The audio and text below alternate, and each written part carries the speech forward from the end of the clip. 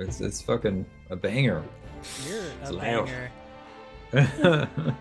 No, sorry, I meant on my And- phone. I don't want my Twitch stream going into my microphone. Then Yes. the infinite loop of a banger. Oh yeah. I was watching Dead Meat earlier, and he did the infinite loop thing. It was pretty funny. Who? Dead meat? Yeah, Dead Meat. We're live, by the way. Kill count. Yeah. Yeah, you didn't say anything. Just making sure everybody knows. Nope. I had no idea. I'm a Internet. horror fan, so yeah. Sorry, continue your story. I just want to make sure you're aware. Yeah. Hello, internet. I watch Dead Meat. It's he does the kill counts, but he did the infinite loop where he brought up his own stream, which brought up his own stream, which brought up his own stream. Oh gosh. And then the audio was like looping, and it was pretty funny. It was a beautiful disaster. Ah, interesting. I've never heard of this game. Oh yeah, Haven't he's either. like 6-7 million subs now. Like he's good. How have I Good missed stuff. This, man? Like Ice Nine Kills, I've missed them. I had no idea they were a thing. I've seen them live. Oh, ooh, nice. Yeah, Dead Meat, like they're his friends. Oh well, fuck me. I'm so out of the loop, and man. and he like he's done kill counts on the videos. He did kill count on the new Sabrina Carpenter That's cool. video. You know, like yeah. I don't know who any of these people are. Yeah, it says I sounds know cool. who Sabrina is by proxy, and that's about it. Mhm. Yeah, need some espresso. My kill count is 4 in this stream. Spoiler alert. What that means? Is Speaking yeah. of beautiful disaster. Wait, what? Who's it? What? Beautiful disasters. Hi, I'm Nick. Good timing. Yeah, man. We're all like, what? Good timing. I agree. Who are you, Nick? Who are you playing? Today and last week, and hopefully next week, I'll be playing Brip Mooncling. Fingers crossed. Who is he? What does he do? He is a trip key, and he likes to range. Oh, does he? Yes, he is a ranger. Ranger's gonna range. Ranger's gonna range. Who's next? Sure. I am Jacob, aka Spellcrashers. I play a plant that worships fire. Irony. Irony. Yes. Yes. No, I'm a Leshy Oracle. Name. Oh, I should. Yeah, I have name. So play Flamgast. So someone else go before I continue. I'm to watching the embarrass myself. cat in the background right now. That's part of my problem. Hi, Sorry, my name I is know. Cody, and I am otherwise known as Bardtails here on Twitch, and I am playing Giddy Scarnetti, a goblin pyromaniac who has a large hell cat that follows him around named Iggy or Ignara, as you will hear her called in different ways. Speaking of cats. And my name is Dylan. I am playing Calliope Dan Muir, who is a human champion of Pharasma. And this is my cat Shiva. She is taking a bath. Cat bath. My name's Robert, and I'm the game master for this show that we call Whispers of Doom. Doom. Yes, we are here to play through 7 Dooms for Sandpoint. Yes, it says it right there. 7 Dooms for Sandpoint, an adventure path produced and published by Paizo, one of the best ttrpg publishers out there. So, love you. Love me back. I don't know where I'm going Love with us Give all us back. love and affection. Love me. Yeah, that's what we're doing here. So let's just jump into it, shall we? Yeah. Any announcements? I don't know.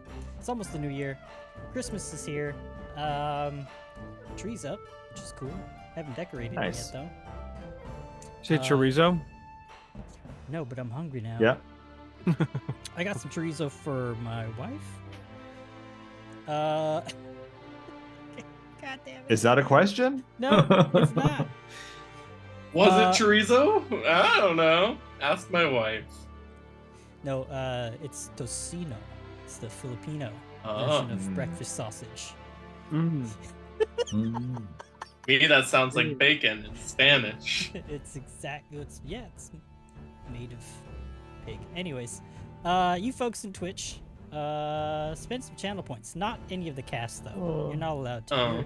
You can't. I have so many points. I'm sitting on almost 30,000. They gotta go somewhere. Yeah. If we had a mod, we could do like gambling prediction stuff, like I think you can. dual roll the next natural 20, and then we can bet on those, and then that way we can use our channel points. I just feel like it would be fun to equip an enemy. Whoa. Right? We give a magic item to an enemy, equip them with that enemy, and then it's balanced for Robert because he gets an advantage against us. But if we win, then we get it. Yeah, especially if it's like, say it's a wizard and we give it a battle axe, it's not going to help, but it might help us. So after we kill it. That's what you meant earlier, Jacob. No. Sneaky bastard. It'd have to be like the Nazgul sword on Weathertop, where like Aragorn picks it up and just like turns into dust. We'd be like, yeah, the sword is it's ash. Right. or just give one of these ghouls some Wolverine claws, I would love it if we just gave them completely pointless magic items. That would be my favorite. Like, this is the spatula of long flipping. You said give the minions Wolverine claws, and in my head, I thought of like minions with Wolverine claws. Yeah. Banana. Don't they That say? could be a I've magic never actually item. seen those movies. Okay, maybe this might be a hot take, but I love those movies. Me too. I love That's them fair. dearly. They are super A fun. lot of people hate them. I love them. Hey, my favorite is watching the two Italian women voice act the minions, and especially like the one where they're flying up on the plane. If you watch the two Italian women go back and forth, it just hilarious. elevates it. It's fantastic. This sounds like my family Christmases growing up. You can get the entire transcript for all the Minion movies online if you just Google it. It's kind of amazing, actually. If you want to practice your, what do they call it? It's not Minion speak. It's I forget what it is. It's Italian. It's like 4 different languages thrown in together: Italian, Spanish, English, and I Probably don't know what French. it is. Probably French. Yeah. Anyways, let's do a recap, but not before Recap. I say, ask if we're ready to Live by the die. Die by the Die. die. we say that like we're gonna get spanked or something. Like, oh, Dad's gonna hit me again. Like, It is Because so he will. apologetic. Yeah, it's just an undertone of sorrow every time. Yes, I know you're disappointed. We're still recovering. I promise I will live by the die. All right. So, last time our party of adventurers spent 2 days journeying from the Mush Fence, where you guys finally found yourselves back in the coastal town of Sandpoint. There, they met a few interesting folk on the way to the cathedral to report their findings at the marsh town of Soddenwood. Walking past the Rusty Dragon Inn and through the open-air Sandpoint Market, you came across Chad Bevuk, a local butcher who's famous for his skewers and rumor mongering. I actually found a picture of him in this module that I want to share with you all. Good old Chad. Because I didn't realize there was one. Oops. And I want you guys to describe what he looks like, please. Oh no. It's amazing. He kind of has my hair. Imagine a orangutan Oh my god. shaved. That's fucked up. Laugh with my hair. With no bottom lip. He's like sucking it in. Okay, like, it's like eating a his It, lip. it's an overbite. It's an extreme overbite. Imagine Shaggy from Scooby-Doo got a haircut and punched in the upper lip. Okay. Yeah, I you got feel a bee sting on the lip. Beasting Yeah, on the lip is on a the good upper one. lip, Yeah. He has really flared, like a high-tipped nose point and flared nostrils, though. So almost piggish. Mhm. True. Yeah. It Yeah. does look very piggy. It's very true. Gives me some And mid-transformation Peter Pettigrew vibes. Ah. mid-transformation anamorph. Transforming That's such into a- naked mole rat. Yeah. Wow. That's all, fair. all the young viewers are like, What's in there? what the fuck's fuck are an you talking anamorph? about? Go and read. Educate yourselves. No, don't read. Don't read that Witness. book. That lady was kind of Read. racist. Well, okay, yeah, there was that. I forgot about that part. I love those books as a kid too. I Read didn't them. realize Read mean- them with diligence. I mean, Harry and Potter's still hanging around. Yeah, true. it's true. They are a product of their time, so be Yeah. mindful of that. But yeah, that's naked mole rat. That's a naked mole rat in human form. Yeah, his hair's bright red hair. Or kind of dark reddish Also, hair. Flat top. like I know that it's clearly not because it's Paizo, and Paizo doesn't fuck around with AI. But he kind of looks a little AI-ish. Like He's got a little uncanny valley to him. He Yeah, does. that's true. He really does. Like if I typed in naked mole rat, but as a man with ginger hair, that would be what I get. Let's So say just he's think- well rendered. Yeah, just think if Kim Possible, Oh, right? and Another her topical sidekick. reference. Yeah, we're very much dating ourselves. But yeah, him all grown up as a man. Rufus. He's like the opposite of a Chad Oops. Well, it's like wonder Ron he's a child. Stoppable had a kid with Rufus. with Rufus. Yeah. All right, so you guys met him, Chad One time. Bivok, as well as who else did you meet? You met a very exuberant man and the owner of the Sandpoint Theater, Serdek Watch that guy. Drukus, who was hawking pamphlets for his latest show, Oh yeah. Serpents Entwined, working title. I think that's the title. Yeah, he seemed very interested in Calliope. Yeah, he took notes as you guys were spitting out names for it. He's like, entwining serpents, intertwined snakes.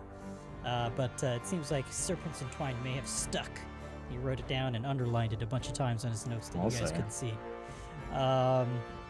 After him, you met the weapon and armor smith of the titular Savaz Armory, to whom and where Calliope had left her armor Eponymous. to have some runes transferred to. After that, you found yourselves on the steps of the Sandpoint Cathedral, where you guys began to form ideas on how to break the news to the High Priest, known as Father Abstelar Xantus. Silflay was feeling a very certain way about the accidental murders of the victims held captive by that monstrous creature in Soddenwood. Calliope, confident in that they had nothing to worry about, as the High Priest should have no bearing of what they would have to report to him. And mid-conversation, a red-haired and very shy and nervous acolyte named Melissa recognized them by description and led them to a veranda at the center of the cathedral, where Father Xantus had been waiting for them. At the center of the cathedral, it features 7 ancient menhirs or standing stones on a very well manicured grassy clearing, where Father Xantus was having a very light lunch, and asked for you guys to join him and to kind of just sit in silence and enjoy the sights and sounds of the area before talking business. But the silence was broken shortly after, sitting by a group of Gozrans, or Gozranites as we like to call them, with very sullen faces, who walked by to bid farewell to Father Xantus. He turned to the party for the report. Immediately thereafter, Calliope stated that the events just stated pretty plainly what happened. Being honest and forthright, which Santos seemed to be very understanding with, and was at least happy that the creature was dispatched. After taking a deep sigh, he says that this was a bit of a test, and being close friends with Eldrani, a mutual contact between he and Calliope, and trusting the sheriff's judgment on the choices of folk to aid Calliope, that being Brip, Silflay, and Giddy, reveals that he's hoping that you all would help him find the bones of a woman dead for almost 2 decades named Mualia, to perform a ritual to ask for her forgiveness. Father Xantus believed that she did not deserve an eternity filled with torment and rage, but peace. He knew that his predecessor and the people of Sandpoint at the time had treated her with fear, awe, and conspiracy, which ended up leading to her hatred and need for vengeance upon the town itself, which in turn was actually the cause for the fires and the goblin raid that happened almost 20 years ago. He explained to you guys that he wishes to face her in hopes of redeeming Sandpoint in her eyes, as well as forgiving her for the acts that she set upon Sandpoint and its people.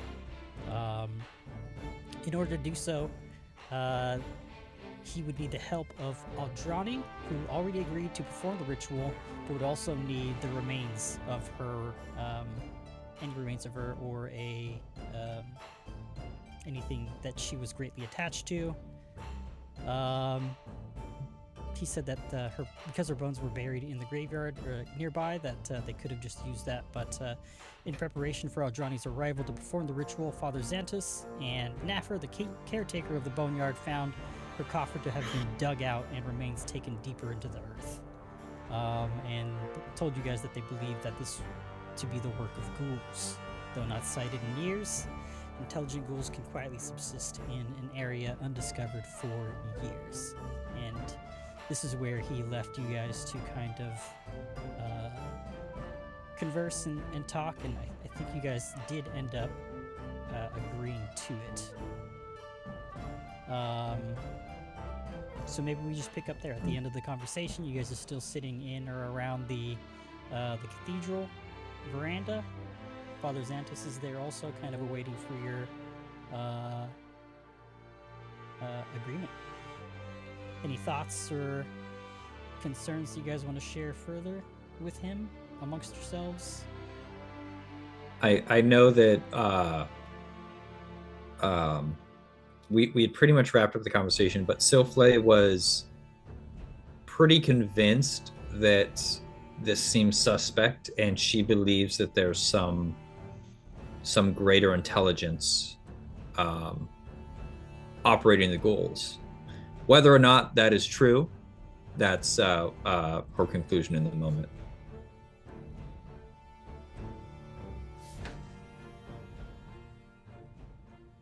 Yeah, I think I was just gonna say Calliope's on board, trying to find somebody's remains to reinter them is something she'd be into. So I know Brip was a little indifferent about the situation because he was asked to not tell the sheriff yet, and he's not sure how he feels about that. The sheriff is like one of his closest friends. He doesn't know how he feels about keeping this from the sheriff. He'll do it for now as long as it pans out okay, but feels icky.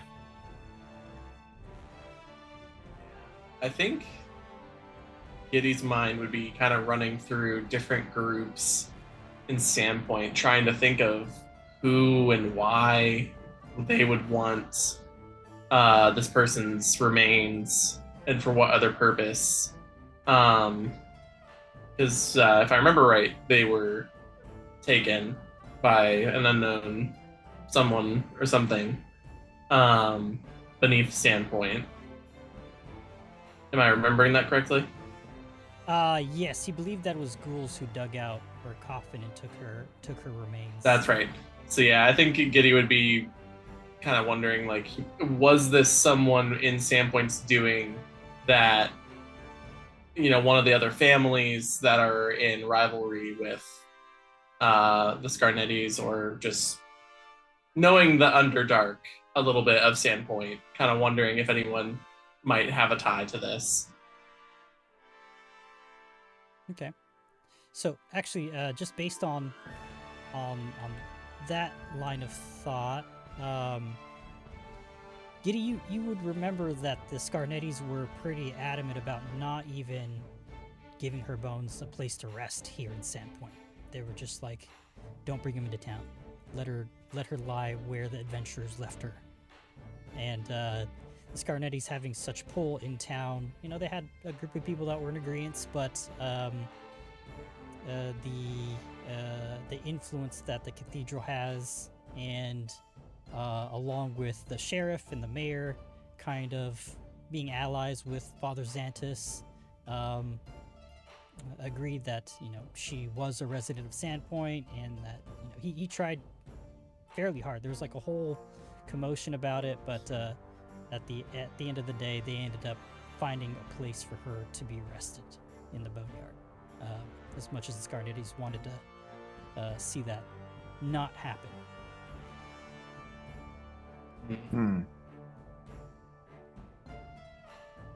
Yeah, I think with that information, Giddy's not feeling super great about this situation right now.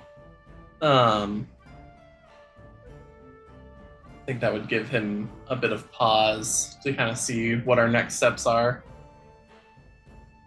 Yeah, I can imagine the Scarnettis, or Titus Scarnetti, the lead and the head of the Scarnetti consortium, kind of just being like, if you bring our bones into this town, you curse us all, Father Xantus. Things along that lines. Just people going rabble, rabble. Actually, talking about the Scarnetti consortium brings up a point, highlighted kind of thing that is very different from what I've seen in other adventure paths, is that a pretty big focus on factions in this town. There's it's broken up into 7 factions. Maybe we can let's get into that actually, Cool. because not only when you talk to NPCs in the town, almost every NPC is associated with a faction in some way or another, and depending on how you talk to them, respond to them, or uncover secrets or whatever, you have a chance of unlocking, hidden things, just like in any old CRPG, right? If you change their attitude from unfriendly to friendly, you have a chance at some pretty cool items, features, or boons for yourselves as characters, or even as a party. So let's talk about it a little bit. So side quests. Playing an MMO. Lots of side quests. So on the screen now, you'll see faction reputation. You can go from -50 or to +50, where if you're at -50 as a party, you become hunted, and that means that the faction that you have -50 reputation points with are doing everything in their power to hunt and kill you. Whereas Attack and wild. on the other end of the spectrum, 50 is revered, that they would do anything to protect you, provide as much aid to you as possible. And so in this adventure path, it's broken up into 7 factions. The Bunyip Club, which are a group of thieves and ne'er-do-wells. The Rune Watchers, which is more of a social group that are fascinated with, it's a social club that's fascinated with the ancient ties and historical things that can be discovered in and around Sandpoint. Like Rune Lords? Yes. Sorry. The Sandpoint Cathedral, which is everything and anything having to do with the cathedral itself, and deities. The Mercantile League is actually based on the founding families here in Sandpoint. Think of it more as like the government authority, government faction, like the mayor, and folks that are part of the Merchants Guild. And then you have the Scarnetti Consortium, which are a group of merchants that are kind of led by Titus Scarnetti, who is and has been trying to essentially run Sandpoint for as long as Sandpoint has been founded. Not Titus himself, but his family legacy. The Town Watch is just exactly that. Everybody that reports to Sheriff Baylor, people trying to do good around town, guards, watchmen, scouts, rangers, folks of the hinterlands reporting back to Sandpoint, things happening outside of Sandpoint itself, and then just the townsfolk, the general feel of the folk the residents, the people that work and live in and around Sandpoint, their attitude towards the party. So that's a pretty fun aspect, and because given your guys's a few of you have already established yourselves here in Sandpoint in some shape or form, why don't we talk about that relationship? Let's start with Brip. How does what's Brip's relationship to the town like? Any influencing here from the faction? So actually, sorry, let me preface this a little bit more too. Is that so? Everybody, we started at 0, and so there was influence here based on previous ties. So, Brip, why don't you start? Our current chart is that's based on on previous ties on our characters. Yes. Okay. Yeah. So Brip actually has the Lost Coast local background. And his relationship, I think, would be with the Town Watch. He's pretty close with Sheriff Baylor, being the Lost Coast ranger. Spends time reporting his findings to the sheriff, so that's where his relationship would tie in with Sandpoint the most. Is that what you were looking for? Yeah.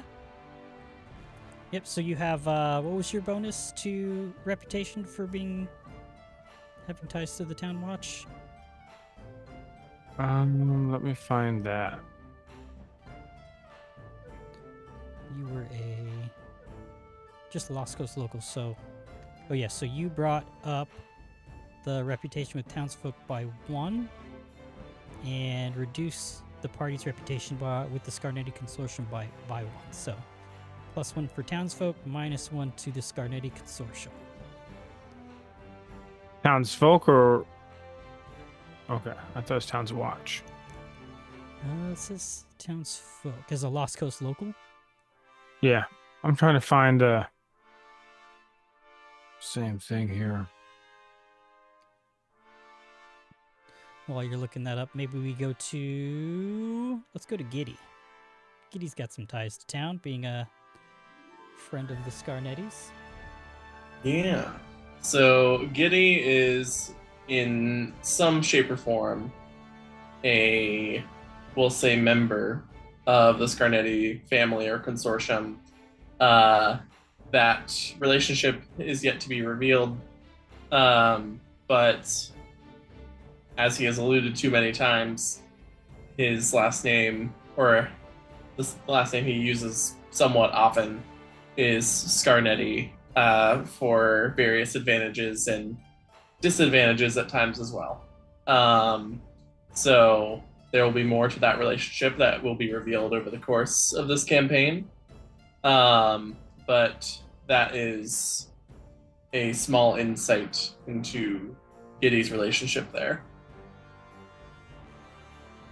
Be funny if Giddy was the big boss of the Scarnetti Consortium. Giddy is the BBEG of this campaign.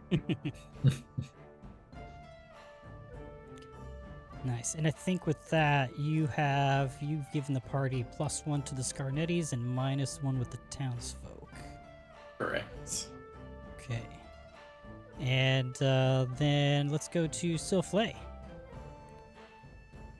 I'm a fire warden, so I think it was something like Townswalker Watch, and then probably -1 to the Scarnettis or something. I don't remember where that Yeah, is. that sounds right. Yeah, +1 to the town's watch because you help with putting out fires, and the Scarnettis don't really seem to have much kindness towards non-humans, to be frank. So, seeing someone of your stature running around and helping the town's watch, they kind of just look at you with disdain. Damn to Vinter mages. Calliope, I don't think you have any ties, right? Or If anything, it would be to the cathedral and potentially as an outsider, negative with like the townsfolk, maybe. But being not from Sandpoint and having no ties here, really, beyond. I was gonna say Shava, but that is not correct. Yeah, so we did talk about it. And Looks like Father Xantus. because you have your ties with Aldrani, you started off with Aldrani, yes. +1 to the cathedral and -1 to the Scarnetti Consortium. Okay, got it. I couldn't remember if it was Scarnetti or the townsfolk. And I think the reason being behind the -1 for the Scarnettis is that you are wholly an outsider. Not like HOMY, but like you are just a complete outsider to Sandpoint, and they see you Holy and holy. working with the cathedral, which they're kind of already at you know, they don't like each other very much. At odds with. Yeah, at odds. Thank you. It's like at arms with. Like no, they're not taking up arms yet, but At arm's length.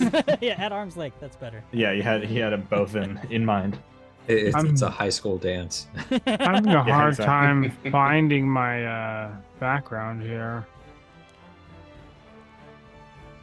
That's all right. I'm pretty sure we got it tied in Yeah. already. Since it's Okay. Yeah, it is townsfolk 1. Yeah. Dumb. Just kidding. Yeah, so that brings our faction reputation totals. Anybody starts off. Well, you just start the game off with -4 with the Bunyip Club, +4 with the Rune Watchers, just off the bat for some reason. Sandpoint Cathedral, you're at a 12. Mercantile League, you're at a 0. Scarnati Consortium, you're at a -8. Town Watcher at 0, and Townsfolk, you are at a 0 also. Oh wait, no, these are base, so I need to actually adjust these. So That's what I thought. I was wondering about that. Because you had said that before, because we have asked that a question before. you are But right. So, I did not want to question the Almighty. So I think Calliope, you gave us a +1 to the Sandpoint Cathedral. That'll bring us to a 13. Nobody gets a bonus or penalty to the Mercantile League.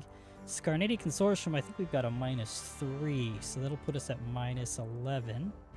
Or it'll even out to a -2, so we're at a -10. Wait, is that right? Yeah. Yeah. Math is hard sometimes. Town Watch, we're at a 1. That's why we don't play first edition anymore. And Townsfolk, we are at a 1 also. 30 minutes to grapple one dude. All right. Yeah.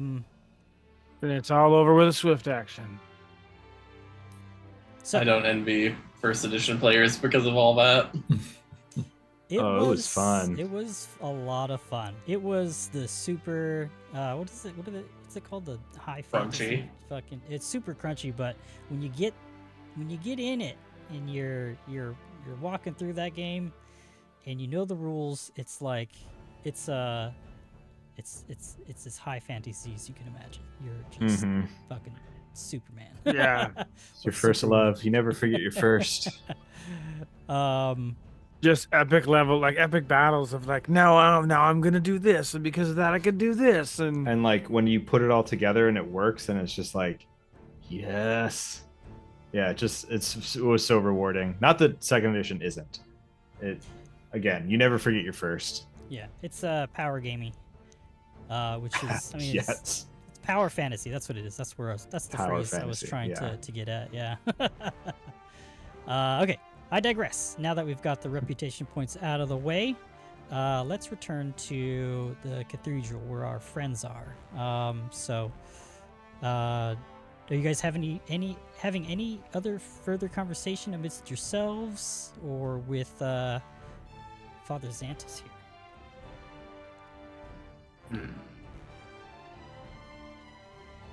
I think Calliope would look around and say, I'd like to go outside and take a look at where the, I don't know what it's called. I should know this. The boneyard? The boneyard. I'm pretty frustrated too. Where I'll her go with bones you. are, where her bones should be, where her remains would be if they hadn't been taken. But I understand. I don't want to rush us out. If anybody has anything now, take your time. Yes, of course. If you have any Ask your questions. or concerns, I'm here. Ask me. Let's go. And I just get up from my chair and very ready to get out of this room.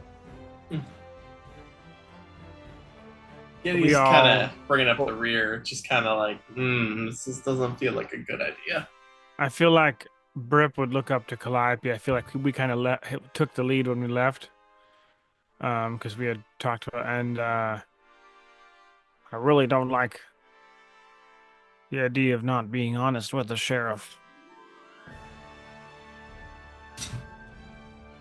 You say that to Calliope? Yeah. Well, honestly, I don't think there's anything to lie about yet. We don't know anything. I think with that you'd see like a feeling of relief, and like make him feel like he's not per se hiding anything because there's nothing to hide, and you could like see him feel better knowing that. There's a difference between willfully lying and potentially withholding information. Just don't go seek out the sheriff and you will be fine. Thanks. So I imagine this is a conversation you guys are having as Father Xantus is kind of leading you guys out of the cathedral proper. I didn't mean to rush us out of there. If anybody did have anything to say, I was just trying to say like Calliope doesn't have anything, so she's good to go whenever. So if anybody did, just I agree. I just wanted to roleplay Brip's weariness of lying. Got it. So absolutely. Silflay just wanted to get, GTFO. Like, I'm the reason we failed, and she is very aware of that. She does not want to be in front of the father with so many names. Giddy's very hesitant about this after having the thoughts kind of come back into his mind of the Scarnetti family's feelings about this situation, but he also recognizes like his status in that family and like, will my words even do anything if I say anything kind of moment. It's kind of observing cautiously as we're going along. Okay. All right. So, sounds like nothing else. No other questions for Xantus. So he leads you guys out of the cathedral proper and into the boneyard. It is a very well kept and clean looking cemetery, and upon exiting from one of the doors, you can see an elderly man kind of tending to some flowers. Maybe he's refreshing some flowers for a nearby grave, or at least got a pack of flowers he's kind of just putting in out of respect for the dead. And let's see. Oops. Father Xantus yells out, "Nava, come." and he comes he's hunched over and stumbles it over to you guys, and he says, Yes, father." And he looks like this, kind of hunchbacked, huge cloak over his hunchback. He's got a shovel in hand, very dirty boots. But yeah, His back probably hurts from having to use that shitty ass shovel. I was gonna say that Right, shovel's right. seen better days. That curved saber is probably straighter than his spine. Yeah. And the shovel. But yes, he says, yes, father. How can I help?" And then Father Zenta says, "Well, these are the adventurers I had been hoping that would help us with our situation. Perhaps you could lead them to the grave. I have to gather some things and for them, as they've agreed to help. So please lead them there, and I'll meet you shortly after." And Naffer kind of just nods. Greasy-haired, unkempt, short beard, and just kind of a little dirty, disheveled, but he seems happy to help. He old? He is older. Yeah, he's probably, I don't know, in his 60s or 70s. He looks older than Father Xantus, so gray-haired and all that too. But he says, Yes, come, this way. I've rigged a frame and tarp over the open grave, so if anybody visiting would see, and hopefully they wouldn't fall into it." And he begins leading you through the northwestern portion of the boneyard. He says, we chose this spot because it was set apart from the bulk of the other graves, out of respect, more so than anything else, for the many townsfolk who balked at the idea of burying her here in the first place. But yes, we didn't want her so close to more respectable graves. He kind of slobbers a little bit and smiles and wipes the slobber off his lip. Lead you guys up and over to this portion, very close to the northern wall and guard tower, just within the boneyard still. And he kind of just points to it, waves to it with the shovel, kind of takes a step back for you guys to get a look at it.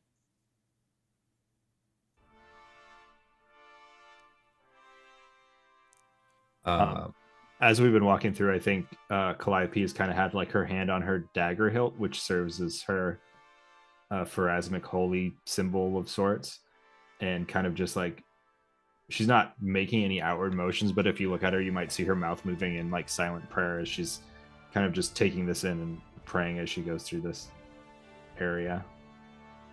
And then Jacob, you were going to say something. Go for it. Oh, I mean, we're up at the grave sites. I kind of look at this order assistant, this order tender. Do you mind if we get under the top? No, not at all, as you need. Yeah, so I'm gonna get up to the edge and kind of like pull the tarp up, or move something if something's holding it down, but pull the tarp up and actually like look in and see what's going on here. Okay. Yeah, the tarp was just very simply held down by some nearby flagstones. You lift it up and it was covering a stone coffin. And it does reveal that the soil and the bottom of the coffin was broken out, and the soil beneath it kind of pulled away and deeper into the earth, and it leads into this very small and cramped hole. Everybody but Calliope would probably have a hard time clambering in, but Calliope could definitely fit if she wanted to squeeze through there. But you do kind of catch the scent of like deep earth wafting up. There's a little bit of airflow. Would it be like the size that you would have to crawl through? You know? Okay. Yeah, Yeah. you guys might be able to crouch through, but Calliope would definitely have to get on her hands and knees to crawl through. In full plate. Oh no, she didn't have her full plate on. She's got only a breastplate on right now.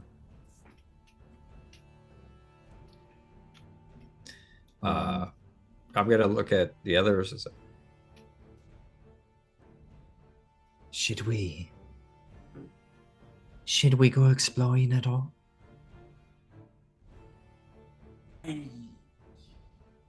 I mean, I think we already Yes. said yes. Whether you guys do that now or later was kind of just left open-ended. Just, yeah. Needed to say that. It didn't seem like there was much of a hurry from Xanthus's end, as they'd found it within the last maybe week or so. Yeah. Well, at least if we follow its due diligence to go find out what I can tell the sheriff.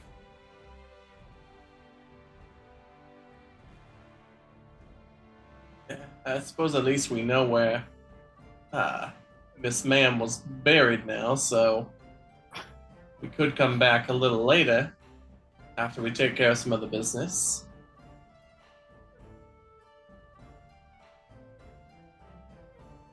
I heard your accent is like super southern at first, and I was like, oh, I don't recall that. Oh, dude, Giddy the is play. a Southern New Yorker now.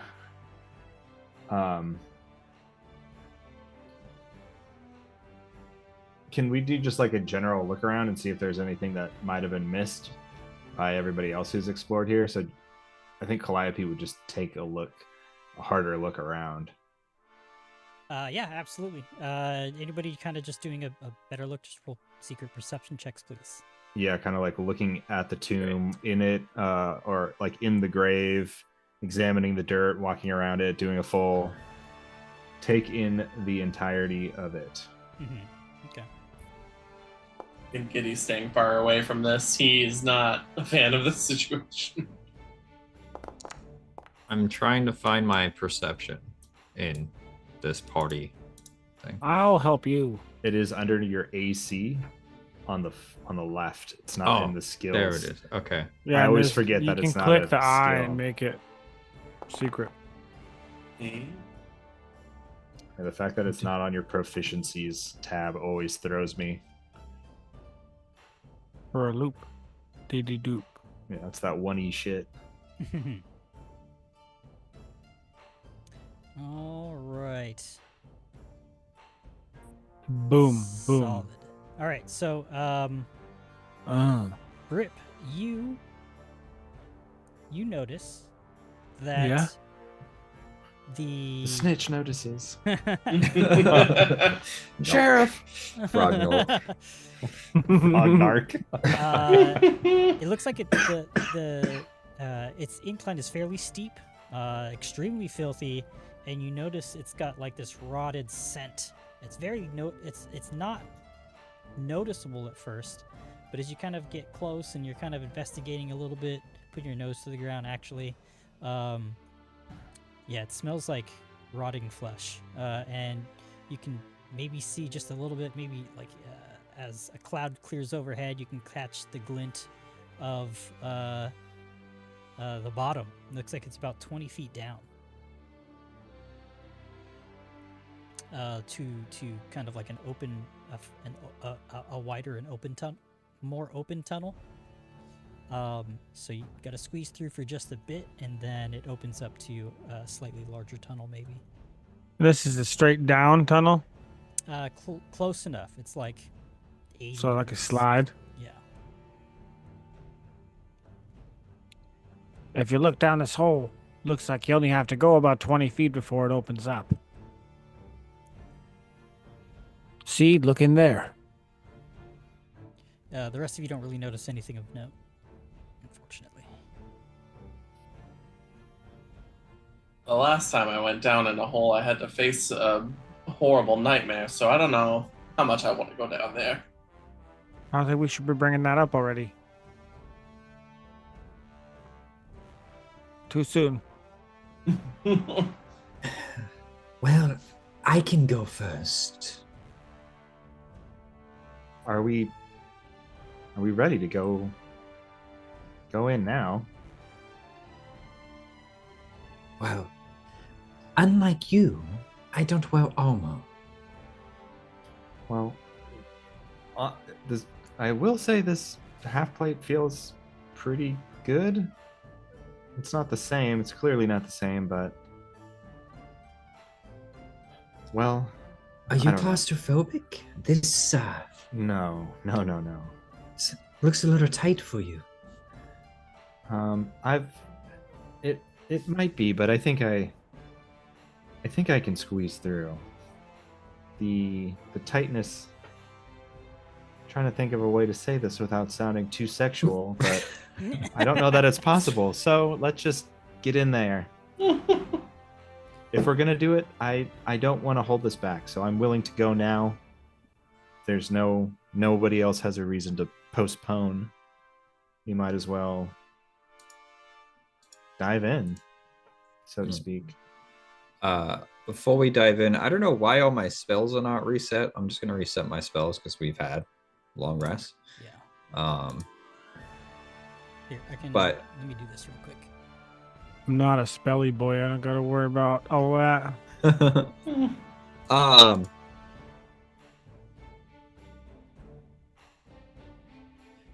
This is a rules question. And this is, I guess this is more from 5e. But if a spell has a concentrate trait, but it lasts for like the whole day, can I cast it on more than one person? What's the spell? I don't think so, because you would have to be concentrating on it. Status. Yeah, I don't necessarily know how concentration works in Pathfinder. I'm pretty sure that so if I know with like dancing lights or some kind of light spell, you have to concentrate on sustaining that, and you wouldn't be able to then like pop off a couple more of them because you're focusing on the one of them. Right. That makes sense. So I'm Yes. assuming that trait means you can only have one instance activated at a time. Does it have the sustain trait also? No. Okay. Oh. Concentration, detection, divine, manipulate. Oh, in that case, what is the spell? Status. Interesting. Oh. This is the original Facebook spell. Again, dating ourselves. Right. Well, at least we didn't be like, oh yeah, this Oh. is from MySpace.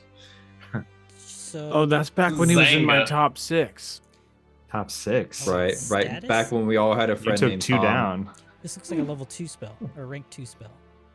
Yeah. I have rank 2 spells. That is so one target is one willing creature. I don't see concentration on here though. Oh, Concentrate. I'm reading the wrong version. My bad. Concentrate, detection, manipulate. The range is touch. Yeah.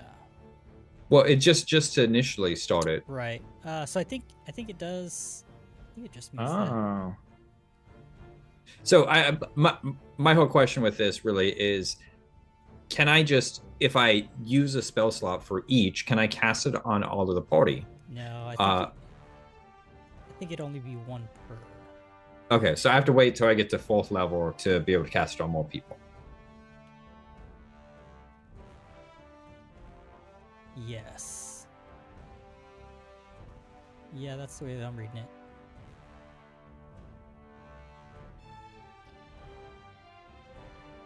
Yeah. By the fact that it says, and you can target up to 10 creatures, Yeah. that is kind of a roundabout way. In my opinion, I would read that as you can't do, even with multiple instances. I think the concentrate, it doesn't say that concentrate, we're really getting pedantic here, but since concentrate doesn't say you can only have like one of these active at a time, but it's an action with this trait requires a degree of mental concentration and discipline. So essentially, you can Pretty- only have one instance of like pretty much all my spells are concentrate. So, I don't know. Is Tim often yelling at us in the chat right now? You idiots! Damn. I don't know. So I guess right now it's just like you can only use one instance of that spell at a time, which makes sense. Okay. I don't want to hold us up on semantics here. Tim can come in and course correct as needed. Yell at me again. I'm not dropping my weapon at least this time. Yeah. Not yet. Not yet. Interesting. Yeah, I'll have to look at it a little bit more, but I'm reading it pretty plainly as just one creature. Because if anything breaks concentration, it would just break it for everybody, anyways. We'll just run it as just one casting Okay. per. That's fine. Okay. So, as we're getting ready to go down, I'm gonna kind of look at everybody. While we're within a certain range, I can sort of speak through like shockwaves, like tremors in the ground. So, and you can respond. I know there are others that reach out psychically to do it, but my approach is a little different. So I just wanted to set, if you receive this, maybe let's come to an agreement that 2 shockwaves means you're fine. 3 shockwaves means to come, and then 1 shockwave means to run the other way. Like retreat? Retreat. That's a better way to put it. What if I scream like a bat? Well, if it Do we have bounces sonar down the too? cavern, then perhaps we will hear you. But this will go through solid rock.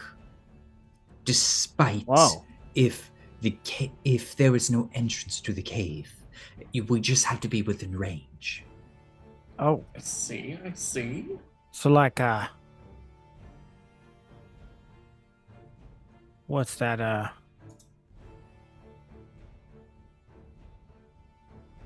Like a stone Morse code. More or less, exactly. Yes. Cool. So I just wanted to establish that. And who is the most afraid of getting lost underground? Calliope, you're human. Can you see well in the dark? Not in the dark yet. My vision has been improving over time. I see very well in low light, and I think after a few weeks of hanging out with you all and in the boneyard here, I'll probably be able to see well enough in the dark here soon. Meaning I'm well on my way to gaining dark vision. Then, if you don't mind, can you give me your hand? Of course. She puts a hand out down towards you. So I reach out, right? These hands are like a child's reaching into yours. This big, giant, gauntleted hand. And I grab it, and you feel through the gauntlet like a brief burst of heat. And on the back of your hand is just this like ashen symbol that looks like it's kind of been burnt in as I cast status upon you. Cool. So that means that until we make our next daily preparations, as long as we are both alive and on the same plane of existence, I know your direction, the distance from me, and any conditions affecting you, irregardless of cool. range. Cool. I don't know if it's the other way around. I think that's up to GM interpretation, but I for sure know these things about you. Mm-hmm. Perfect. It's like, ooh, Yeah, because interesting. if we were like underground and it was dark, Brip could probably just disappear. And then track you guys and find you. Oh, okay. Right? 5e just go Gloomstalker and yeah, fully disappear. Yeah, after I clap you on the hands. Just in case you get lost, I can find you. It's very kind. I appreciate you. Can all the rest of you all can see well in the dark? Yeah, relatively speaking. Well enough, anyway. Brip, You have a living torch. Hey, well, I mean, she has a name. Brip can see in the dark, and he has magical eye / tattoos that that's can make right. him see 4 times farther. So he can see really far in the dark and see really far. You can see blood, the color Yeah. of blood in the dark, right? Yeah. That's pretty cool. From what I understand, you can cast multiple concentration spells at one time. Yes. You just have to be able to concentrate. So if you're Right. raging or something like that, it would. Yeah. So the concentrate trait just means that if there's anything else that were to affect it, then you wouldn't be able. Like to if you went cast it. unconscious, you could no longer concentrate. Yeah. Or if you're dazed or raging or like certain things disallow you to concentrate. Yeah. So you could have multiple instances cast on the rest of the party if you'd wanted to, but if you have anything that would affect it upon the casting or after that would affect anything that has the concentrate trait, then it would remove it. But concentrate as a trait on its own doesn't really do anything unless it has sustain. Then you would have to take an action to sustain each spell. Gotcha. Every round. Yeah. So Gotcha. Do that too, so. I think that's fine for now. I don't need to fully exhaust my second rank spells. Yeah, we go underground right. Robert's like, yeah, go ahead, cast it on everybody right horde. now. The Ghoul Warren. It's like, well, you'll know when we all die. So. All right, so you let loose the spell of status upon Calliope. You're talking about what kind of capabilities you all have kind of in the dark, underground, or otherwise. We heading in. Yeah. Just before you do, Father Xantus walks back up and he says, "Oh, hold on, I have something to give you all. I didn't realize you were heading in so quickly, but I went back into my office to retrieve some things for you because you had agreed to do this in the first place. I want to make sure you're somewhat prepared."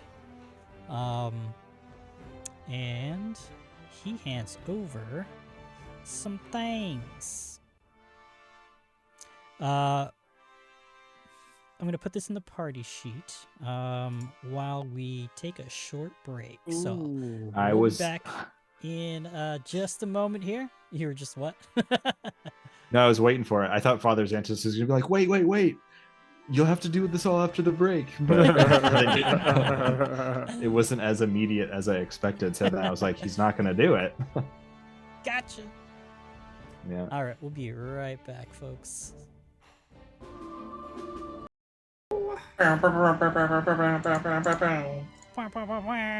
in action. We're back at it again. We're back from the Back at it again with the white vans. Yeah, I fucking love that. Damn, Daniel. Damn, Daniel. After. I do not know that reference. I win. You're in for a treat. It's just that over and over again. That is it. Back at it again with the white vans. Damn, Daniel. Anyways, we're back from our break. We've divvied out some items gifted to the party before they've departed. into this hole in the ground beneath a coffin that was dug up. I don't know why I'm talking like Just dug down. I was with it though. He gave you guys some potions of anti-paralysis under the assumption you'll be dealing with some ghouls who've stolen the going up. remains of. Going Valley Girl on us. Oh, man. Very tired. Anti-paralysis, some healing potions, and some holy waters. As you Bruce Lee's delve favorite drink. into what? What did you say? What's Bruce Lee's favorite drink? What's up? Yeah, exactly. Oh. You had he's like, Anyway, "Here, take these going to bed." before you go into this hole. We'll be here, or at least Naffer will be. I've got business to attend to because I am High Priest Father Absalom Santis. Good luck. Dick. Thank you. I appreciate everything you're doing. You'll be rewarded greatly by the cathedral and myself. I am the cathedral. Anyways, I'm leaving. Naffer? Could I Yeah, get the a Senate. could I get a tax cut? What? Could I get a tax cut? We pay our taxes. I'm sorry. The I'm not sure what church you're does asking. not I was collect gonna say, wait taxes. a minute. Have you been paying taxes to the church because they think that's a donation, and you will get nothing for that besides prayers. If I you're mean, not I- religious, stop giving Father Xantus Most people money. call that a tithe. And Tithe, you can claim yes. that on your tax form if you really want to, but You really have to hit a very high threshold for it to be worth it. exactly. That's why the Scarnetti family, we donate a certain amount of money so that way we can get a break on the taxes, and then it's just a whole thing. Father Xantis has walked away at this point. Naffer is Right? Explain slowly walking away economics to also. Brit. It's just like, I don't get it. Yeah, so Sophie at this point has started down the hole. Yeah, she's probably already done it. It's just a goblin and a human with face paint talking about Taxes. the Economics separation to a of church and frog. state. Yeah. Alright, so It- Silflay it's the Monty Python skit, right? Silflay's going into the hole first. So, Yeah. Brip who would is follow after? after him. I suppose I should go in next to keep our tradition alive. Taking up And the then rear. Calliope taking up the. Alright, perfect. Excellent. I like how the tank Is in the back. Well, to be honest, I'm probably the slowest through the. And you the can't hole. see, so like Yeah. it makes sense to have one of us up front. I'll probably crack this silver crescent when we get down there, but Scene change. I mean, I can, if it helps, I can cast a spell. I mean, I got that capability. I just imagine Calliope cracking a Coors Light, like a silver bullet, Yeah. and then you said silver crescent. I was like, that's great. As we're like, Originally thought Silflay, Uh-oh. Giddy, Brip, Not all of you are fine. Maybe Yeah, I think we lost the stream. You are comfortable. it made me out to be a liar. Did we Well, lose the stream, looks like or is We it just did. the Looks refresh? like it came Oh, here it down. comes. It's coming back. No one's far, gonna it's call me a truther. Rip over here at a conspiracy theory convention. All right, so the open grave jet leads fuel. to a cramped Mole 4-foot men. tall tunnel. Did you guys lose me? You hear me? Hello. I hear Yeah. you. Okay. Yeah, You're we not can hear you. moving. You're just frozen. Are there any Okay. trees, vines, or foliage involved? No. You're good on the stream. Just Yeah, you're good on the Zoom. stream, just not on Zoom. Okay. Yeah, Unfortunate. Anyways. yeah. I'll go back Chivo's to- seeing it. Okay. Let me go back. The open grave leads to a cramped 4-foot tall tunnel dug through hard-packed earth and clay. The walls are supported by bracing made of wood that appears to have been scavenged from coffins, driftwood, and shipwreck salvage. There are faint smudges and scrapes that track through the dirt leading south. Everybody except Calliope is not cramped or squeezing. As you guys are clambering through, it is actually a little bit dangerous, so I'd like for you all to roll an athletics check. Oh boy. Here's why I fall. I have a +0. Woo! But do I have assurance? Plus 12 athletics. Secret? I do not have assurance. No, it doesn't need to be secret. Oh, too late. Good. That's all right. You rolled a 20. Ew. Oh shit. Doing athletics. I got a 9. Or no, that's a 6. Never mind. Oh, not that one. Not that button. Yeah, So- if you guys slip, I'm Oops. just gonna have all this weight drop on top of me, and I'm gonna fall anyways. All right. Unfortunately, Giddy, you're the only one that's going to take some damage. You lose your footing and slip, and you're going to take your head. You just bang against the walls a little bit until you come to a full stop. Ah, You take 5 points. it's like of- that time from the Tower of Terror all over again. 5 points of The damage. county fair. Oh, not Brip. Sorry. Giddy. Ow. Giddy, you. Sorry, I didn't mean to conk you. If your head Aye. wasn't so big, you wouldn't have caught all those rocks. Blame my mother, okay? Oh, bad for her. Madam Bighead gave birth to this one, okay? The big heads. So Their maiden name. Calliope, you being the only medium-sized creature, everything, or once you guys kind of make your landing here, the ceilings are about 4 foot high, so you're crouched down, and all that requires you to do is to treat every square as difficult terrain. Oh, okay. It's not too bad. But you can, all of you that have vision can see that this tunnel meanders down to the south. Calliope would just tap Giddy on the shoulder and be like, do you mind Oh god damn it.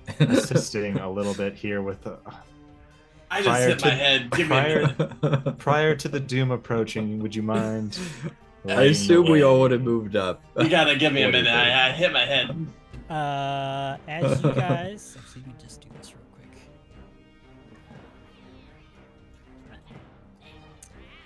That's I did funny. hit my head on a Tower of Terror slide once, so that's what that memory was. Okay. Oh. I was So thinking Yeah. of Tower of Terror from Disneyland.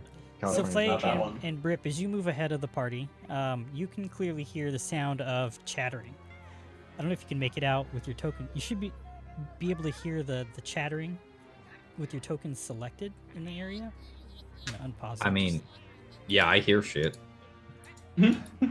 For sure. Gives me the heebie-jeebies. Yeah, I thought it was Shiva doing like some mewing sounds for a little Oh. bit before I realized it was too constant.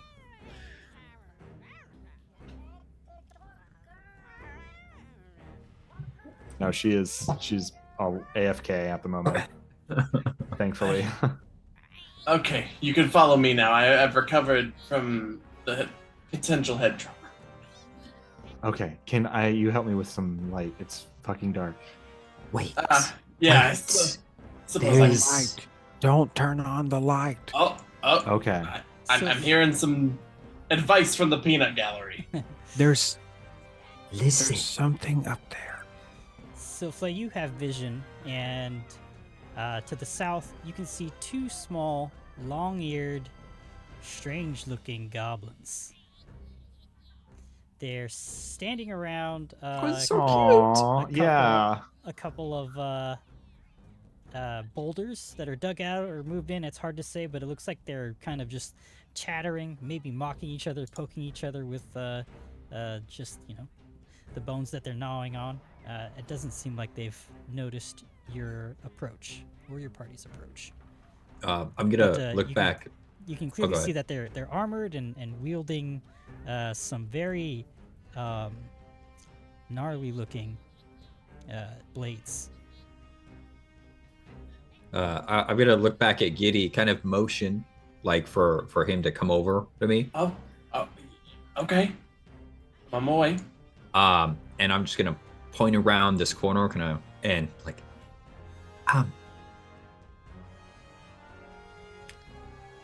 do you know the best approach for this? They don't seem to be your kin, but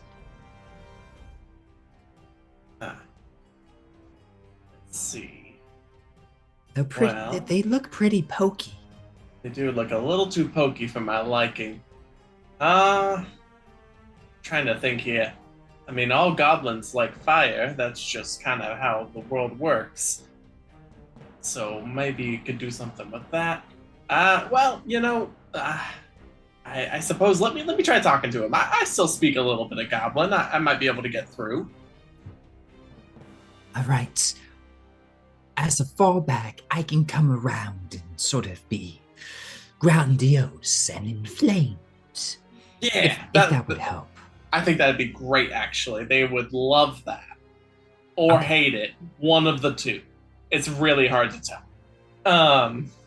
So do you want to try talking to him, or do you want me to scare him?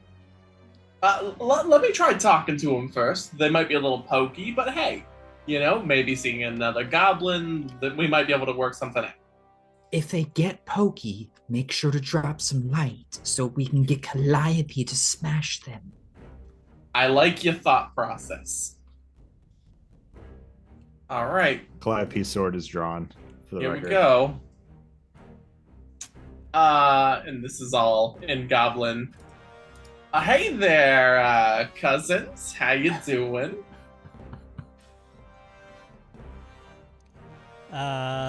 They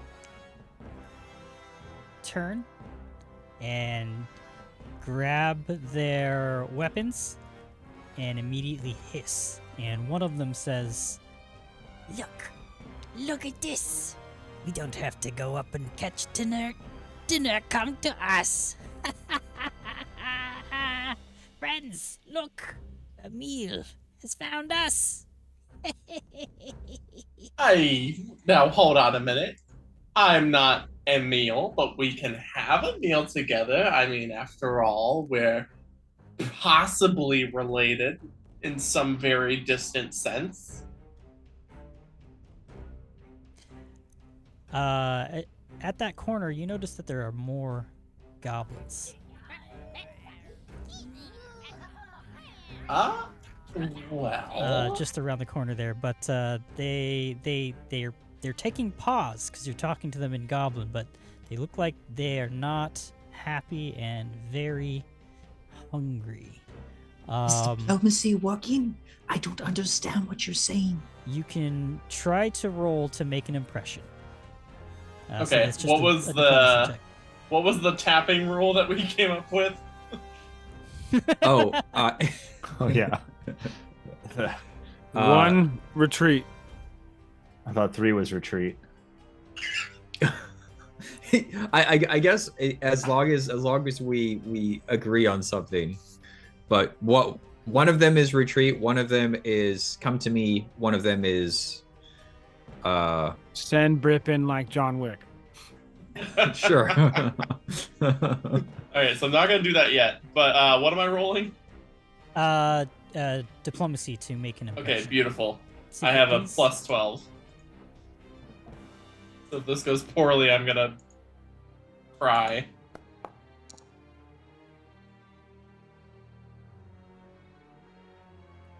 Okay. And what did you say again? Basically, I'm not a meal, but we can find a meal. We're practically family. We? What do you mean we? You have more food for us to eat. I was referring to the royal we, as in myself and you all. Roll deception now. Secret. Beautiful. I also have 12.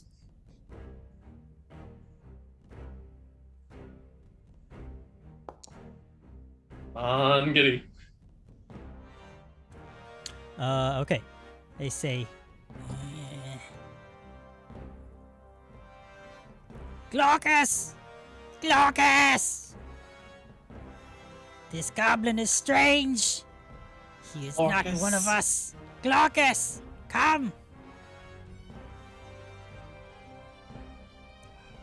Thinking to himself, we didn't come up with a tapping rule for. Oh shit! Stay back. I mean, we can hear the shouting. We just have no idea what they're saying. That's fair. Yeah. Giddy, go ahead and roll a secret perception check. Okay. Yeah, we just hear a bunch of goblins shouting in a language none of us understand. Okay. This is what it must be like to be Calliope with height. Come. Come. Sit. Oh, sure. Where Glaucus. would you? Glaucus comes. Okay. Where would you like me to sit? Yeah. He points to this rock. Okay. Sure. And now that you're in this room proper, you can clearly see that there are 4 other goblin ghouls that were munching on a meal up there. They all kind of stare at you, licking their lips. So, nice to see ya. I'm glad y'all seem to be doing well. Who or what is a Glaucus? Glaucus is goblin leader here. He takes us. He feeds us. We've been here for too long, though. We're not eating in a while. They're kind of talking amongst themselves. Yes. Hungry. Need to eat. It's been so long. Goblins. Well, I mean, we can always go back up and find you some food. The people can be pretty friendly.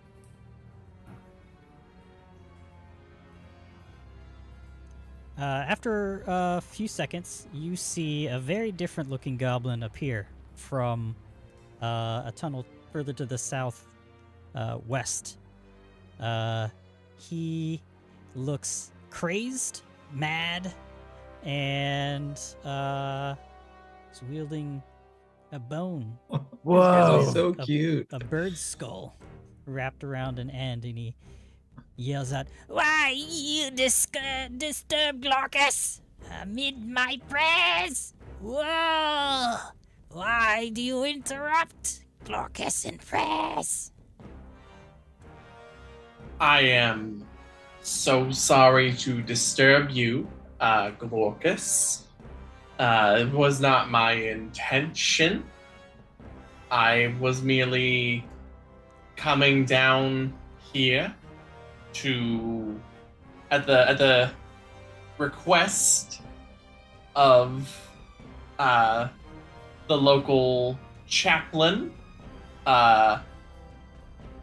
just to see about some things, some important business for the chaplain.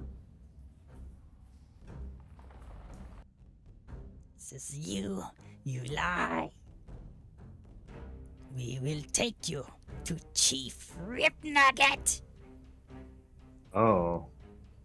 And then the entire time, they've been giving each other hand signals that you hadn't been able to perceive, and they attempt to trounce you. All right, well, while that happens, I would like to cast a very quick light spell. That's the signal. You'll have to Yeah. do that on your initiative. Oh wait, here. What if I retroactively? I thought you readied were that just action? about to next time us, and I was like, no. Your clocks are 20 minutes fast, Robert. There's gonna be a lot of dice. Almost cried. Oh, sure are. Oh, child. That's a ton of dice. So this is a good time for me to burn all the corpses. Somebody has Yes. a die that's very similar to my die now. The flay. Same. What if I roll Okay, my initiative Bob. as deception because I like that option. Sure. I'm down for that. Actually, I Cool, like that cool. I didn't get a great initiative because I can't see shit. I was hoping for better, but you know, I was also hoping for better, but hey, I got an 18, I guess. I'll settle for a 24. Nice, you beat me. I got 22. Incredible initiative beat you. Mm-hmm. If I didn't have that feat, then we would be even. I'm gonna feel kind of bad. Like, these guys are really adorable. They're little bastards, but they're really adorable. How I feel about most children. I was just gonna say something. I was like, it sounds like you're talking about my kids. You beat me to it. Fix this real quick. I'll feel bad as I punt them across the street, but I heard a funny joke on a podcast the other day. Was They that said, ours? It says, why are Norwegian women so pretty? Because Vikings didn't bring back the ugly ones. oh no. Wow. It was no. great having a podcast, guys. Yeah.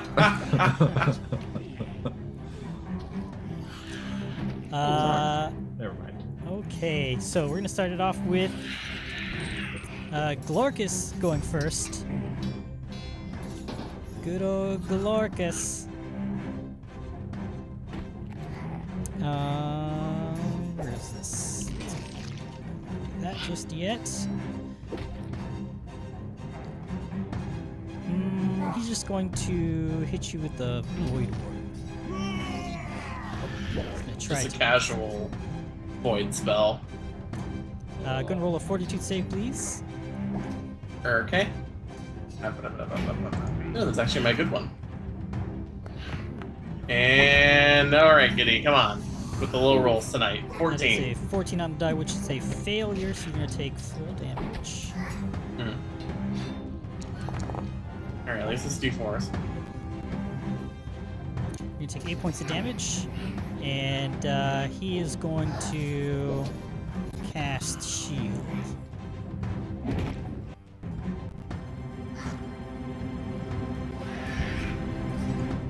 And that's the end of his turn. Son of a bitch, you tried diplomacy and this is what you get. Canonize them as bastards. This is the battle of the tiny bastards. The lil bastards. The little Little bastards. LIL apostrophe. Oh, I'm sorry. So none of them actually have weapons. Ah, Yes, just their claws and jaws. that sounds like it should be a reassuring thing, but Their They claws probably and jars. I think got, it like, was some actually ghoul better. rabies or something. Yeah, I think Yeah, it was better when exactly. they had a weapon. Ghoul fever. yeah, I was gonna say they're ghouly, so this might not be great. Alright, so this one is going to do a swift leap as one of its actions. It can move half its jump speed, and it's going to land right in front of Giddy, attempting to swipe at him twice, 2 claw attacks. Whoa there, cousin. Maybe let's calm down a little. Rip Nugget will treat us as his own royalty if we bring back a goblin such as you. I mean, if you want to talk about royalty, look at the crown, you know? You're gonna take 2 points of damage from a claw and go to roll a fortitude save in chat. Ah, yes, there it is. Yeah. Come on, give me a better roll. Oh! That is a critical failure. What is happening? Why? Sorry, just a failure. It has the incapacitation trait. Right. So lucky you. But you are still just paralyzed. Great.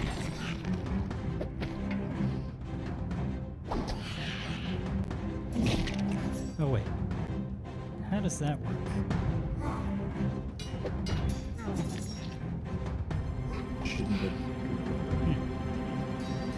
I don't know. but if we can't figure it out, it can gladly stay away from me. I'll just say that it goes away at the end of the next round. So that's its turn.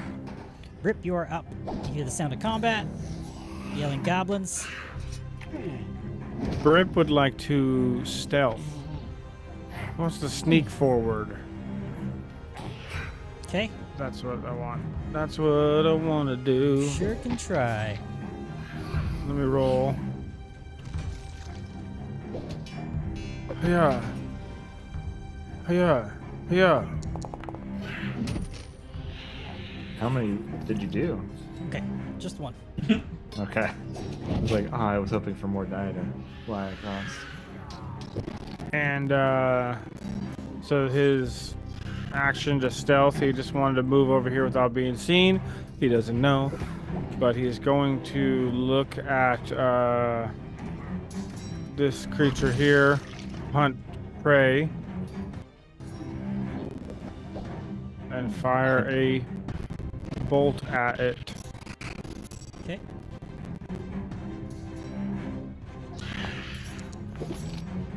Boom, baby.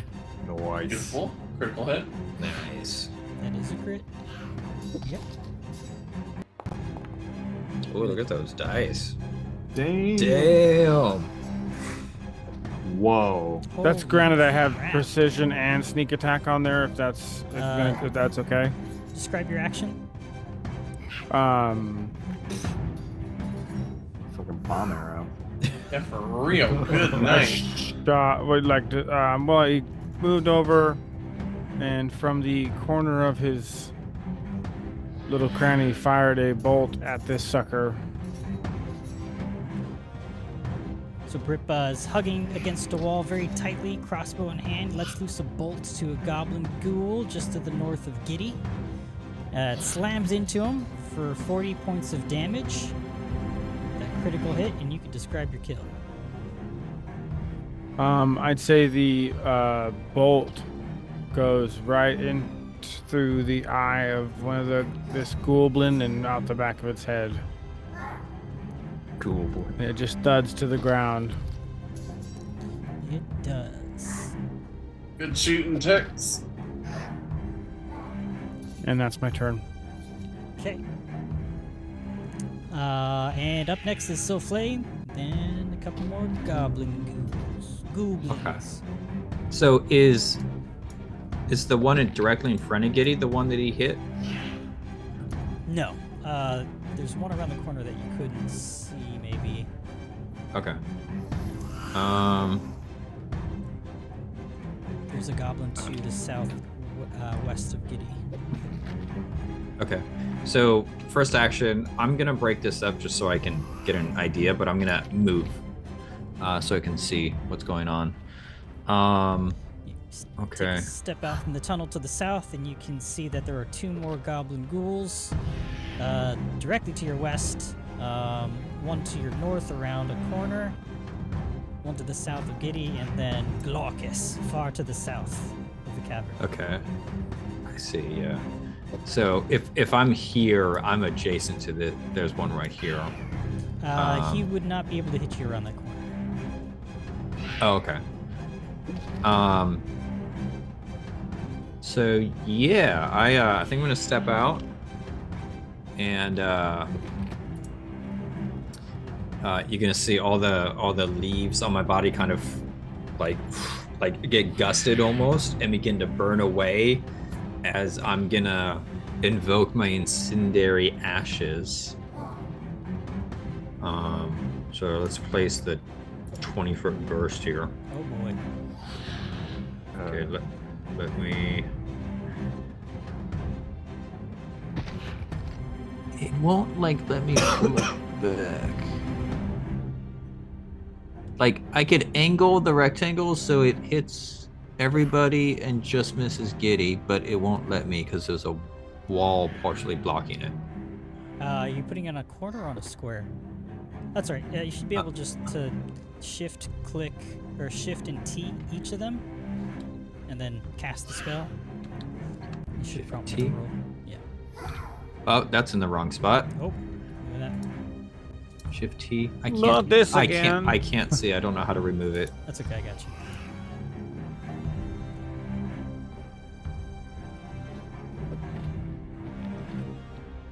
Okay. Shift T. Shift T. Shift T. T. It's not working. Anyways, the 3 in this line here. Okay. Yep. And this dude, if I start it back here, the rectangle hits everybody. Okay. And just misses Giddy. All right. What's the save? So we'll just cast it, and it should put the save in the thing. Yeah, there it is.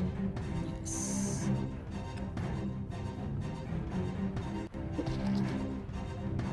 All right. 4 saves coming in.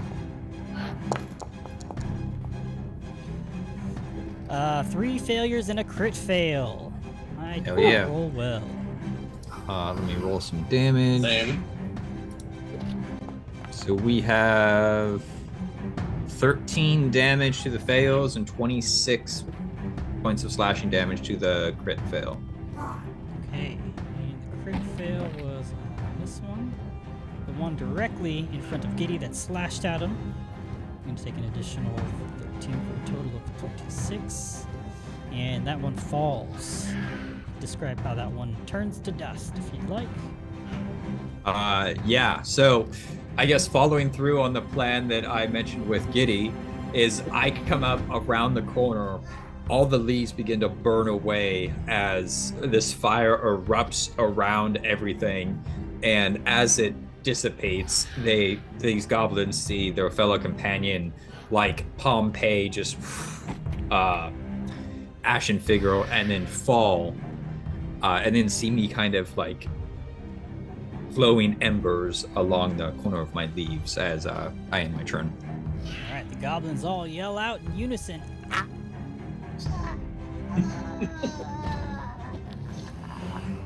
That I understand. This goblin to the south, seeing what had just occurred, his eyes go wide, kind of looks over his shoulder back at Glorkus, and Glorkus says, "Get them!" He kind of goes, "Oh, okay." Takes just a step up to Giddy, and seeing that he's paralyzed, he's gonna try and take a bite out of him. Oh, you wuss. Go back there. We'll try for 2 bites, because why not? Eh. 1 miss, and 1 hit. Oh, baby. Gross. It takes, you're gonna take 10 points of damage. Sorry.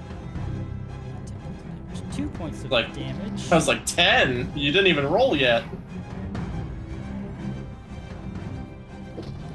2 points of damage, and please roll a fortitude save. Okay. Alright, come on, roll well for once. That is a 23. Alright. You can clearly see in your paralyzed state that as it opens up its maw, its teeth are yellow, jagged, and falling apart. And it's just covered in just this disgusting, thick, viscous, black fluid. It's like grandma all over again. It bites down and just leaves this residue all over the wound. And that is its turn. This one is going to leap on top of the stone boulder to the west of Silflay as it comes out from around the corner. Menaces them as it tries to swipe out with 2 claw attacks.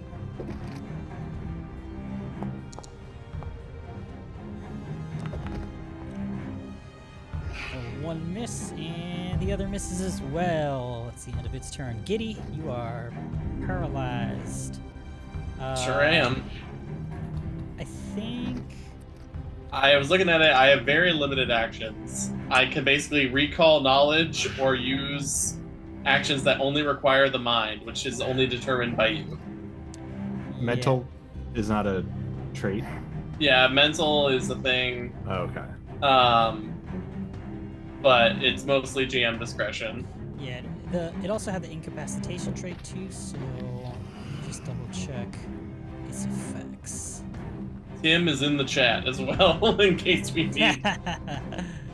Okay.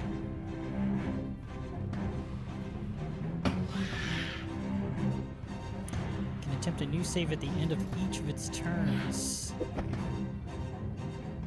Okay. I'll just say it goes away at the end of the round. So if there's nothing you can do right now, then it just... Yeah, you stop. there's really nothing I can do. None of all my spells have manipulate. All right, so then you kind of shake off the terrible effects as we go to this one here. The worst family reunion I've been to yet. This one is going to run. No, it's going to leap as an action to here and attempt to swipe out its souffle. Whoa. Whoa! Get a little salad.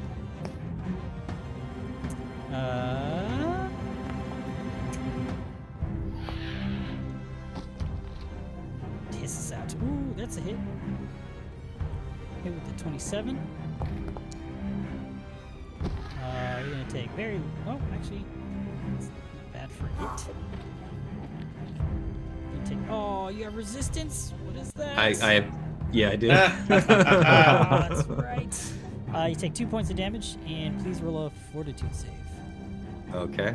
I have -1 to this right now because of my curse. That is a natural 2. But I succeed with a 10? Wait. Yes, you do. I'll take that. We love the low bar. Yeah, I just walk right under it. Yeah. Yep, You literally can only fail that on a natty 1 then. paralysis That's does crazy. not take effect. That's the incapacitation trait right there. Of course, because I got a nat 1 on that, so it would have. It's so terrible. This one Fucking A. leaps to flank Giddy and attempts to swipe out also. Hey, get out of here! Hungry. I will go over there. Eat some rocks. Ooh, one hit. Take some damage and roll a fortitude save, please. If I get another nat 1, I'm quitting the show. Hey, I mean, how many did I get that one night? That's also very true. Yeah. Giddy, take 3 points of damage, and I see your save is that is a success. And we go to Calliope to close the round. Calliope cannot see anything, but she's gonna like kind of edge her way into the room a little bit more. Running on faith, girl. Yeah, she's kind of gonna, well, not run in. So she can, because of her height, she is squeezing. Is that the term? Sure. I mean, not the technical so. condition, but Yeah, you're she's slowed. slowed. Okay, yeah. So Speed current is speed, I think, is reduced. 20. So you're down to 10? 10 a Yeah, stride? I'm down to where that info be. Now I got 25, so I can go 12 and a half. Okay, because, yeah, that's how the grids work. Yeah, exactly. There's a wall there. That's a wall? Okay. Yeah. Well, You she bumps into it and you only really clips move- back behind Brip. I think she would just like kind of walk up, like hand on the wall, and like she could probably hear like Brip's like croak breathing, be like, I fucking can't do anything. I can't see shit. Like how many are left? Is it worth me using an item to see better down here? I should have brought some sun rods, like a torch, literally anything. Giddy said he had me, but it's I haven't heard him say anything. Is he okay in there? Rip, you can I respond. don't- Yeah. I know What's that? I just asked you like 50 questions. Should I use an item or is Are you handling it? I feel very useless right now. This is There's a bunch of them. okay. In that case, she is going to crack that silver bullet. Giddy's paralyzed. It's not great. Silvlay's surrounded. Glaucus is here. And Alright. Glarkus is here. It's fine. They're like pets. No, they are not. They're just like the angry Theros. Man, Feed it them feels and they'll really be bad. fine. It feels wrong to use this right now. This is a level 6 item. Does anyone have a steak? But Use it. all right, yeah. Now she can't. There's literally nothing else she can do. Are you And telling me again, that Calliope doesn't just have a torch? dude, I use like all my money on other things. I do not have a torch. Well, All right, what's Calliope doing? Brip has 5 torches. Oh, you can grab one off his back. Yeah. So like Okay. while you're feeling the frog back, you feel the torch. It's like, oh, this is unnatural. Slimy, not slimy. Yeah. Like even through her like gauntlet, it's like gumming up her fingers on the one hand. Just, I'll have to clean that. There, I added it to your inventory. Perfect. Thank you. And then she will light that torch. I don't know if that takes What, multiple yeah, actions.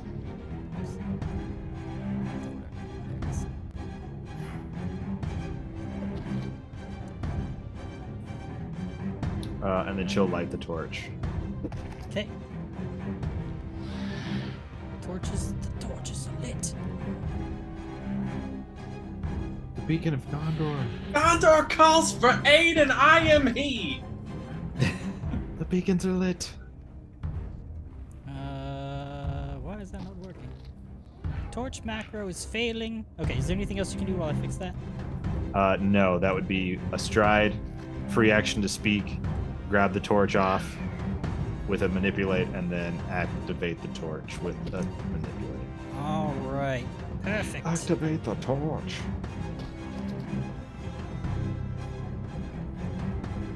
There's some torchlight There for it ya. is.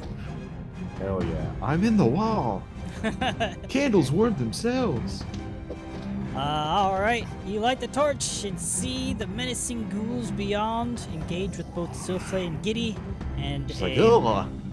Flicks the torch off. even more disgusting torch further to the south that is glowing with magical silhouettes. And Oh, there's another torch? no. Okay. It's like, I should have been able to see. A goblin, I meant, is the one slightly glowing. His name is Magically. Torch. His name is Glaucus. I'm Glaucus. Glaucus is here. That's He much of my introduces hero. himself. Again, knowing now, like, oh, there's another one. In case you didn't know, I'm Glorcus. And as we go to round 2, we're gonna call that the episode for tonight. For next Ready to time. fight next time.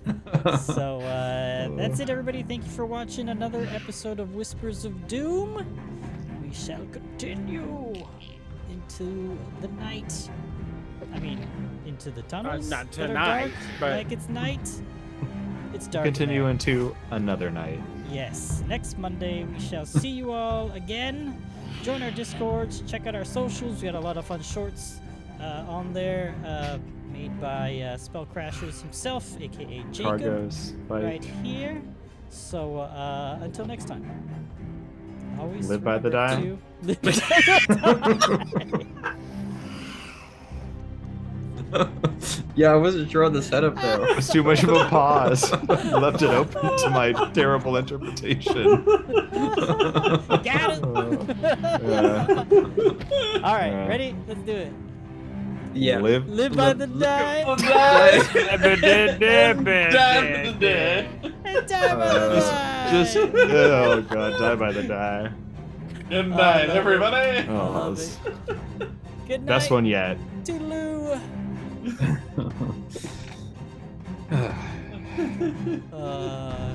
God. Oh, you're still walking this way?